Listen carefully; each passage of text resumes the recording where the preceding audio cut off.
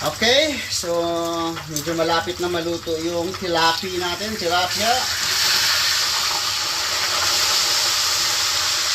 Actually, masarap na luto ito siguro yung medyo, kami kasi gusto namin yung itong lutong-luto. Hindi naman yung prang sunog, para yung prang medyo crunchy na yung crunch, yung dito. So, para na akong chef. Actually, hindi naman tayo ako marunong magluto. Dati ang alam ko lang kumain. And then,